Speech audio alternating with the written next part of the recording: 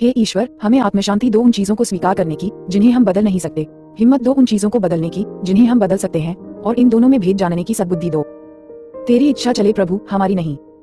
सिर्फ आज के दिन दिसंबर 8। दोष तो दोष ही है। जब हमें ये दिखाई देता है कि हमारे दोष हमारे जीवन में किस तरह मौजूद है और हम उन्हें स्वीकार करते हैं, तब हम उन दोषों को छोड़कर अपनी नई जिंदगी जीना शुरू कर सकते हैं। बेसिक टेक्स्ट पृष्ठ 33। कभी कभी अपने चारित्रिक दोषों को दूर करने की हमारी तैयारी इस बात पर भी निर्भर होती है कि हम उन्हें किस नाम से पुकारते हैं। अगर हमारे द्वारा उन्हें दिए गए गलत नाम उन्हें कम दोषपूर्ण लगने में मदद करते हैं, तो हम ये देख नहीं पाते हैं कि उन्होंने हमारा कितना नुकसान किया है, और अगर वे नहीं कर रहे हैं तो हम अपनी उच्च शक्ति से उन्हें अपने जीवन से दूर कर देने के लिए प्रार्थना करेंगे ही क्यों। उदाहरण के लिए, दूसरों को खुश बनाए रखने की आदत को ही ले लीजिए। क्या यह वाकई उतनी बुरी लगती है? इसका केवल इतना ही अर्थ है कि हम दूसरों से ठीक व्यवहार करते हैं या नहीं। ऐसा तो नहीं है। सीधी सपाट भाषा में कहा जाए तो इसका अर्थ है कि हम बेईमान और धोखेबाज हैं।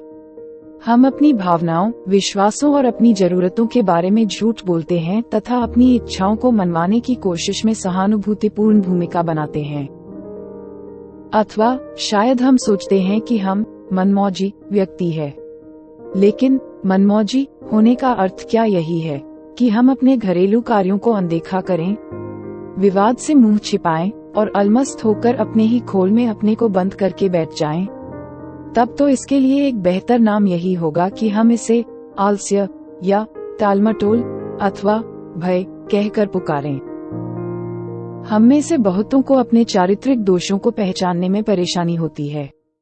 अगर हमारे साथ ऐसा होता है तो हम अपने स्पॉन्सर से या अपने एनए संगठन के दोस्तों से इस बारे में सलाह मशविरा भी ले सकते हैं।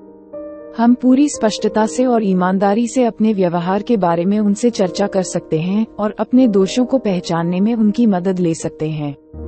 इस तरह ज्यों-ज्यों समय बीतता जाएगा, हम अधिक प्रगतिपूर्ण तरीके से खुद ब खुद ही अपने चारित्रिक दोषों को पहचानने के काबिल होते चले जाएंगे और फिर उन्हें उनके सही नाम से पुकार सकेंगे। सिर्फ आज के दिन मैं अपने दोषों को उनके वास्तविक नाम से पुकारूंगा। अगर ऐसा करने में किसी परेशानी का अनुभव करूंगा तो अपने स्पॉन्सर से मदद मांगूंगा। हे ईश्वर, हमें आत्मशांति दो उन चीजों को स्वीकार करने की जिन्हें हम बदल नहीं सकते, हिम्मत दो उन चीजों को बदलने की जिन्हें हम बदल सकते हैं, और इन दोनों में भेद जानने की सद्बुद्धि दो। तेरी इच्छा चले प्रभु, हमारी नहीं। Thanks for watching. Like, make sure, subscribe at j10._91.